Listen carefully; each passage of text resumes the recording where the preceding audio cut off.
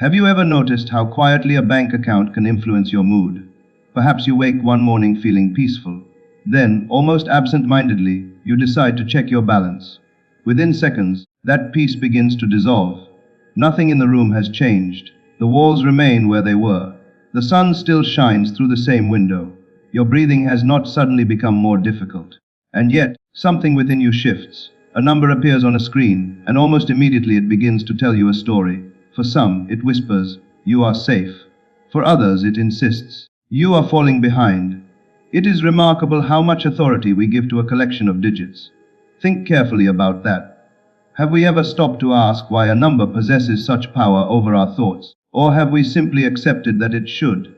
Most people never question it.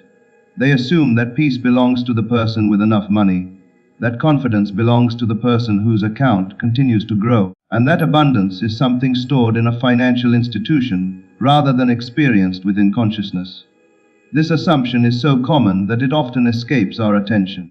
We speak of wealth as though it were an object to be acquired, something waiting somewhere outside ourselves. We spend years arranging circumstances, believing that if only we could change what is visible, everything invisible would finally fall into place. But suppose the order is reversed. Suppose what you see has never been the beginning. Suppose it has always been the ending. That possibility changes the entire conversation. For most of our lives, we are taught to look at effects while overlooking causes. We see the harvest but forget the seed. We admire the building but rarely think about the blueprint that existed long before a single brick was laid. We notice the reflection in the mirror without considering the person standing before it. Life continually presents us with visible results, yet our attention remains fixed upon those results rather than upon the unseen source from which they arise. Money is no exception. When the balance increases, we believe life is improving. When it decreases, we believe life is becoming uncertain. In both cases, we allow the reflection to determine how we feel about ourselves. But is that truly where the power resides? Consider something very ordinary. Imagine standing in front of a mirror early in the morning. If you wished to change the reflection, you would never polish the glass hoping a different person would appear. You would understand instinctively that the image changes only when the one standing before it changes. The reflection is faithful. It invents nothing. It simply reports. What if your financial world behaves in much the same way? Not as a judge, not as an enemy, not as a reward or a punishment, but as a faithful report of something deeper than numbers themselves. Many people spend years trying to improve the reflection while leaving untouched the state from which the reflection emerges. They work harder, worry longer, search for better strategies, and constantly ask, "How can I change what I see?" It is an understandable question, but perhaps it is not the first question. Perhaps another question deserves our attention before that one. What is producing what I see? Notice how different those questions are. One attempts to rearrange appearances. The other searches for the invisible cause. Throughout history, humanity has often mistaken effects for causes. We see healthy branches and assume the secret lies in the leaves. Yet every gardener knows that the condition of the tree depends upon something hidden beneath the surface. The roots, though unseen, determine everything that eventually becomes visible. The invisible is easily ignored precisely because it cannot be measured in the same way as outward results. We can count dollars. We can calculate expenses. We can compare incomes. But how often do we examine the quiet assumptions we carry about ourselves? How often do we notice the identity that silently accompanies every financial decision? Perhaps more than we realize. There is an inner conversation taking place throughout each day. Most of it happens so quietly that it feels like fact rather than thought. I hope I have enough. People like me never get ahead. I must hold on tightly. It always seems difficult. These conversations are rarely spoken aloud, yet they become familiar companions. Over time, familiarity begins to feel like truth, and what feels true quietly shapes expectation. Expectation influences perception. Perception influences behavior. Behavior contributes to experience. By the time we notice the outer result, the inner pattern has often been unfolding for much longer than we imagined. This is why two people can face remarkably similar circumstances and respond in completely different ways. One sees possibility where another sees limitation. One remains composed while another is consumed by fear. The difference is not always found in what stands before them, but in the state from which they are viewing it.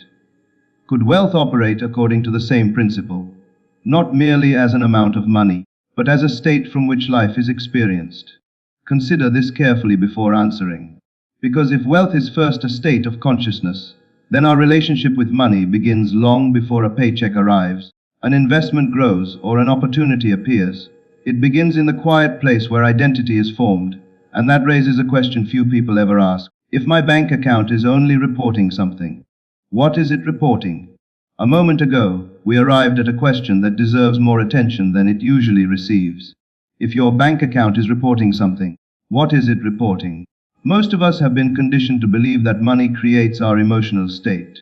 We tell ourselves that when the numbers increase, confidence will naturally follow. Security will arrive. Freedom will finally be ours. Yet have you noticed how temporary that feeling often is? A financial goal is reached, and for a little while there is relief.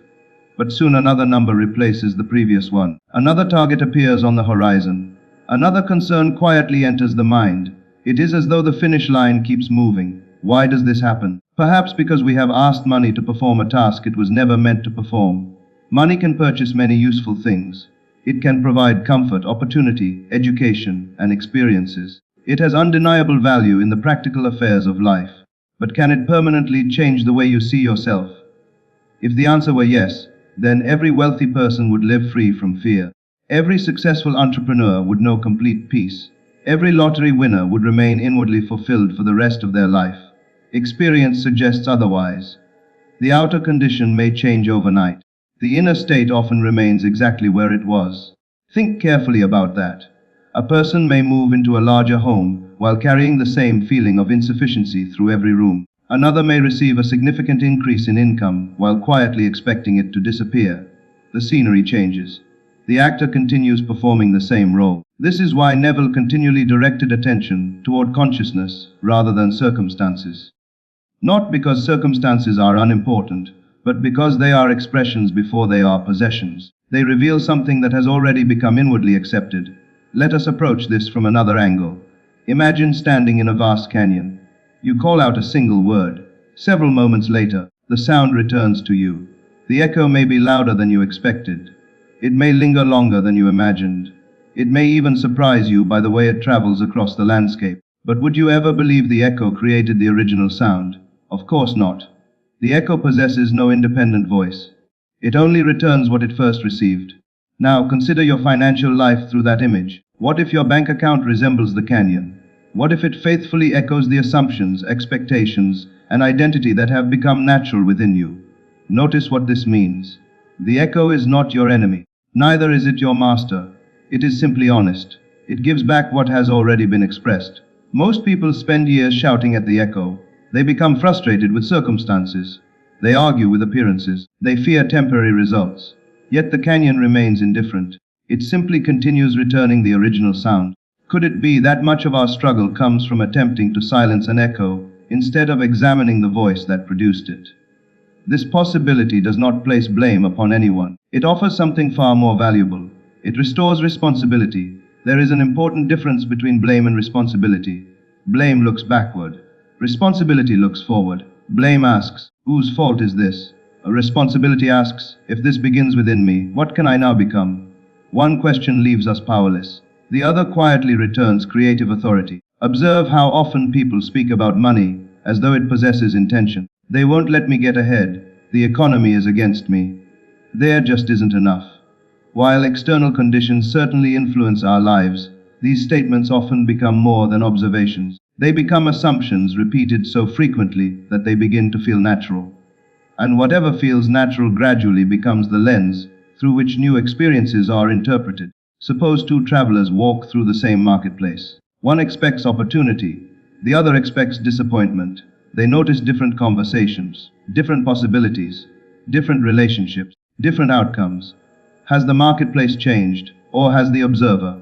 This is a question worth living with, because we rarely experience life exactly as it is. We experience life through the state from which we observe it. That state quietly selects what receives our attention. It determines which possibilities appear believable. It influences the decisions that seem reasonable. It shapes the risks we are willing to take. It even affects the conversations we begin and the opportunities we recognize. Long before money appears in a bank account, a pattern has often been unfolding within consciousness. like a river carving its path through the earth. Our repeated assumptions gradually create channels through which our experience naturally flows. The river does not choose a new direction each morning. It follows the course that has become established. Human consciousness behaves in a remarkably similar way. The thoughts that feel familiar become easier to think. The emotions that feel familiar become easier to experience. The identity that feels familiar becomes easier to live. Without realizing it, we begin moving along the same inner pathways day after day. Then we wonder why the outer landscape continues to resemble yesterday. Perhaps the answer has never been hidden. Perhaps it has simply been quieter than we expected. The world is often speaking, but it speaks through echoes. And every echo gently invites us to ask a deeper question. Not, how do I force a different result? But, what has become so natural within me that life keeps returning it?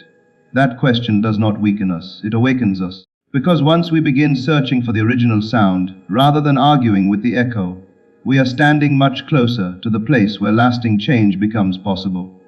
And that leads us to another discovery. If circumstances echo our inner state, how does an inner state become so convincing that it shapes an entire financial life? We ended our last conversation with a question that deserves patient consideration. How does an inner state become so convincing that it shapes an entire financial life? To answer it, we must begin somewhere very ordinary, not with money, not with success, but with identity. Long before we learn how to earn a living, we begin learning who we believe ourselves to be. As children, we hear countless words spoken over us. Some encourage us, others limit us. We watch the attitudes of those around us. We absorb their fears, their hopes, their habits, and often, without realizing it, their beliefs about money. Little by little, these ideas become familiar, and what becomes familiar rarely feels like an opinion. It feels like reality. Consider how naturally someone introduces themselves. They do not pause to decide who they are each morning. Identity is not something they consciously construct from moment to moment. It has become so accepted that it quietly operates beneath awareness. In much the same way, every person carries a financial identity. It may never be spoken aloud, yet it quietly influences almost every decision. Some people move through life with the unspoken feeling, I always find a way. Others carry an entirely different assumption, nothing ever works out for me. Notice that these are not descriptions of circumstances. They are descriptions of self, and because they describe the self, they begin influencing what feels possible. Think about how effortlessly we protect our identity. If someone has always considered themselves shy, they may avoid situations that would reveal confidence. If someone believes they are unlucky, they begin noticing every disappointment while overlooking quiet blessings. The world appears to confirm what they already believe, not because reality is unfair, but because consciousness naturally seeks consistency. Have you noticed this in your own life? Perhaps there was a season when you expected problems. During that time, even small inconveniences seemed connected, as though life itself were proving your expectation correct. Then perhaps another season arrived. You felt hopeful. Opportunities appeared that might have gone unnoticed before. Conversations changed. Ideas emerged. People entered your life unexpectedly. Was the world completely different? Or were you? This is one of the quiet mysteries of consciousness. The state you occupy determines what feels visible. Imagine entering a library with one purpose. You are searching for books on architecture. As you walk through the shelves, your attention naturally overlooks thousands of other titles. The books were always there. Your focus simply selected what seemed relevant. Consciousness works in a remarkably similar way. Every day, life presents countless possibilities. Yet we notice those that harmonize with our dominant state. Someone living in fear often notices reasons to worry. Someone living in confidence notices reasons to move forward. The outer world contains both. Identity decides which receives our attention first. Think carefully about that. This means that wealth is not merely about possessing resources. It is about becoming the kind of person to whom certain possibilities appear natural. Many people wait for abundance before allowing themselves to think abundantly. But what if this reverses the order? What if abundance begins as a way of seeing? Consider a gardener. Before planting anything, the experienced gardener already expects growth. Not because the harvest is visible, but because they understand the nature of the seed. Their expectation does not create the laws of growth. It simply cooperates with them. Now imagine another gardener who digs up the seed every morning to see whether anything has happened. Each day they become discouraged because nothing appears on the surface. Without intending to, they interrupt the very process they hope to encourage. How often do we do something similar with our own assumptions? We plant a new idea about ourselves. For a brief moment, we imagine life differently. Then the next morning we examine appearances. Nothing has changed yet. Immediately we return to the old identity. I knew it wouldn't work. The seed is uncovered before it has time to take root. Notice that the problem was not imagination. The problem was familiarity. The old state still felt more natural than the new one. And what feels natural almost always wins. This explains why lasting transformation rarely comes through isolated moments of inspiration. A single inspiring thought is beautiful, but identity is formed through repeated inward acceptance.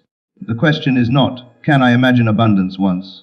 The deeper question is, can abundance begin to feel like home? There is an important difference. Anyone can visit a beautiful place.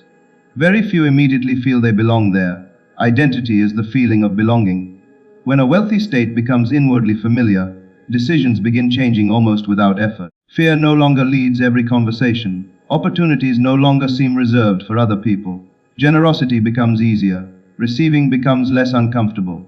Action arises from confidence rather than desperation. The transformation appears gradual from the outside. Yet inwardly, something profound has already shifted. The person is no longer attempting to become wealthy. They are expressing a different understanding of themselves. And because the understanding has changed, perception begins changing. Then behavior. Then experience. Notice the order. It always begins within. But this naturally raises another question. If identity quietly directs our financial experience, why do so many sincere people return to the same limiting identity, even after they understand this principle? The answer has less to do with knowledge, and far more to do with what feels emotionally familiar. That is where we must look next. We have discovered something important together. A financial life is not shaped in a single afternoon. It unfolds from an identity that has quietly become familiar. This naturally leads to another question. If people understand this principle, why do they continue living from the same state? The answer is surprisingly simple. The mind prefers what is familiar over what is beneficial. Think about that for a moment. We often assume that people choose what is best for them. Yet everyday experience suggests something different. More often, we choose what feels natural. A familiar worry can seem safer than an unfamiliar peace. A familiar limitation can seem more believable than an unfamiliar possibility. Even when we sincerely desire change, there is often another part of us quietly asking, but is this really who I am? Until that question is answered, the old identity continues calling us home. Imagine someone who has lived for years in a dimly lit room. One day the curtains are opened, and sunlight fills the space. At first, the light is almost uncomfortable, not because light is harmful, but because darkness had become familiar. The eyes simply need time to adjust. The same is true of consciousness. When a person begins to imagine themselves as abundant after years of identifying with lack, the new state may feel strangely unnatural. It is not because abundance is false. It is because the previous identity has been rehearsed for so long. We sometimes mistake familiarity for truth. That may be one of the greatest misunderstandings of all. Consider how easily a person can recognize an old song. After hearing it only a few notes, they already know what comes next. Years of repetition have made it effortless. Our inner conversations work much the same way. Many people wake each morning and begin singing the same silent song. Money is difficult. I must struggle. There is never enough. Something always goes wrong. These thoughts may seem spontaneous, yet they are often nothing more than well-rehearsed melodies. The mind has repeated them so often that it no longer questions them. It simply continues the performance. Have you ever noticed how quickly worry returns? Sometimes everything appears calm. Then a bill arrives. An unexpected expense appears. A conversation about the economy takes place. Within moments, the old inner voice awakens. It does not ask whether fear is necessary. It assumes fear is appropriate because fear has become familiar. That is why knowledge alone rarely transforms a life. A person may understand every principle intellectually. They may explain consciousness beautifully. They may speak about imagination with complete confidence. Yet when uncertainty appears, they instinctively return to the state that has always felt like home. Knowledge informs, identity directs. There is an important difference. Imagine a thermostat in a home. Suppose it has been set to 18 degrees. You might open every window. You might bring in portable heaters. You might complain that the house refuses to stay warm. Yet as long as the thermostat remains unchanged, the house continually returns to its previous temperature. The thermostat is not fighting you. It is simply carrying out the instructions it has been given. Now consider your own consciousness. Your dominant assumptions function much like that thermostat. They quietly establish what feels normal. When something appears that does not match your accepted identity, the mind often attempts to restore its familiar setting. Have you ever experienced unexpected success, only to find yourself worrying almost immediately afterward? Perhaps you wondered whether it would last. Perhaps you searched for reasons it might disappear. Without realizing it, the old setting was trying to restore itself. The circumstance had changed. The identity had not. This explains why temporary improvements often fade. People focus on changing conditions while overlooking the inner setting that continually recreates those conditions. The thermostat remains untouched. The room faithfully returns to what has become normal. Think carefully about your own experience. What financial situations feel ordinary to you? Receiving unexpected opportunities, or expecting disappointment, feeling supported, or feeling that everything depends entirely upon constant struggle? There is no need to judge your answers. Simply observe them. Observation is one of the most powerful forms of awareness. The moment you see a pattern clearly, you are no longer completely governed by it. Awareness creates space, and within that space, a new choice quietly becomes possible. This is why Neville encouraged people to observe consciousness rather than merely rearrange circumstances. He understood that transformation begins the moment we recognize the state from which we have been living, not with condemnation, but with clarity. Notice something else. Many people believe they are protecting themselves by expecting the worst. If I expect disappointment, they reason, I won't be hurt. At first glance, this seems practical. Yet what is really being protected? Not peace, not confidence, only a familiar identity. Hope begins to feel dangerous because it challenges the old self. Faith seems risky because it invites us beyond what has become comfortable. So we continue rehearsing limitation, believing we are being realistic. But realism is not always the same as truth. A seed lying beneath the soil appears inactive. To someone looking only at appearances, nothing is happening. Yet beneath the surface, an entirely different story is unfolding. Growth is invisible before it becomes visible. Perhaps consciousness follows the same rhythm. Perhaps the deepest changes occur long before evidence appears. If that is so, then constantly demanding immediate proof may prevent us from recognizing the quiet transformation already taking place within. This naturally brings us to the most practical question of the entire lecture. If old identities are sustained through familiarity, how do we allow a new state to become so natural that it quietly begins shaping our world? That is where our journey now turns. Because understanding the principle is only the beginning. Learning to live from it is where life begins to change. We have come a long way together. We began with a simple observation. A number on a screen seemed capable of changing the way we felt.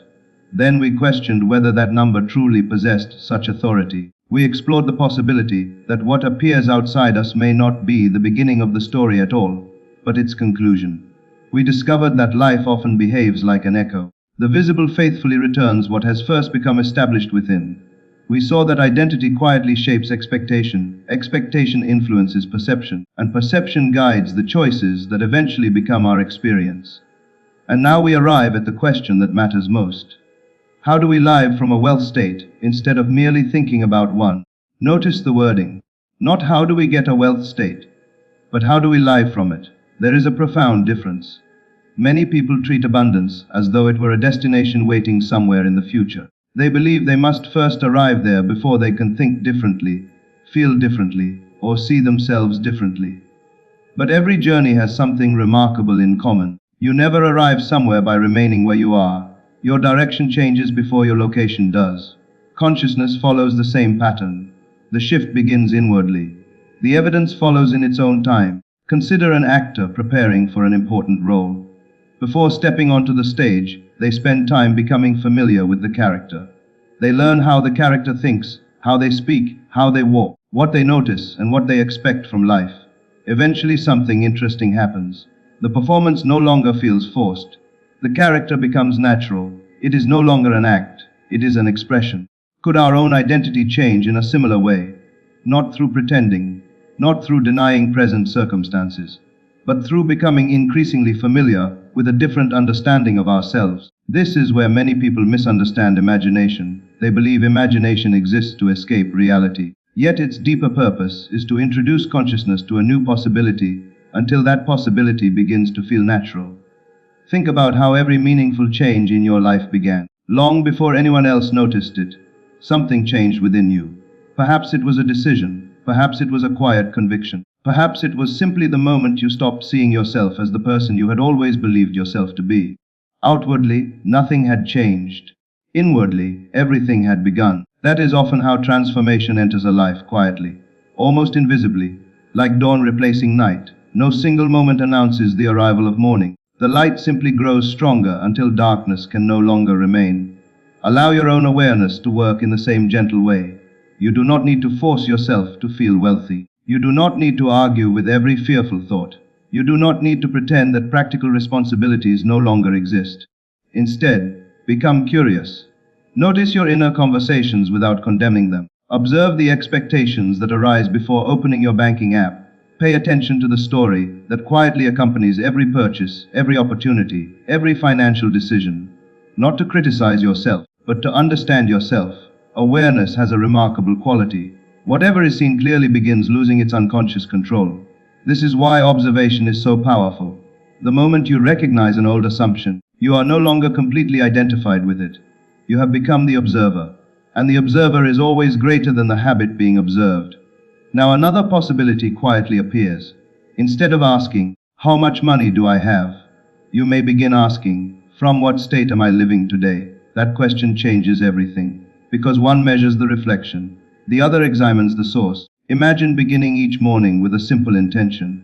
Not, "How can I make more happen?" but, "How would the version of myself who already lives in quiet abundance move through this day?" How would they speak? How would they respond to temporary setbacks? How would they treat other people? How would they think while waiting? How would they make decisions? Notice that none of these questions require money to answer. They require only honesty. As these answers become familiar, something subtle begins happening. You stop borrowing confidence from circumstances. Confidence begins arising from identity. Peace is no longer postponed until the numbers improve. Gratitude is no longer dependent upon perfect conditions. Generosity no longer feels like a risk. Receiving no longer feels undeserved. The wealth state quietly becomes your home. And when a state becomes home, life has a remarkable way of reflecting it. Not always overnight. Not always according to our preferred timetable, but with the same quiet faithfulness that a mirror reflects a face, or a canyon returns an echo, or a seed eventually reveals its harvest. The outer world begins revealing what the inner world has accepted. This does not mean every day will appear perfect. There will still be challenges, unexpected expenses, moments of uncertainty, but these experiences no longer define your identity. They become passing weather rather than permanent climate. You stop asking circumstances for permission to feel abundant. Instead, abundance becomes the atmosphere from which you meet circumstances. Think carefully about that. It may be one of the most valuable shifts a person can make, because once abundance becomes your atmosphere, opportunity is recognized more easily. Wisdom becomes quieter and clearer. Fear loses much of its authority. Decisions become less reactive. Relationships change. Work changes. Even the way you interpret setbacks begins to change. The same world appears different because the observer is different. And perhaps this has been the lesson your bank account has been patiently trying to teach all along. Not that you are worthy or unworthy, not that you are successful or unsuccessful, but that it has never been the author of your life, only one of its many pages. The author has always been closer than you imagined. It has been the consciousness from which you have lived. If that is true, then the most valuable investment you will ever make is not merely into an account. It is into the quiet understanding of who you believe yourself to be. Because every outer harvest begins with an unseen planting. Every echo begins with an original voice.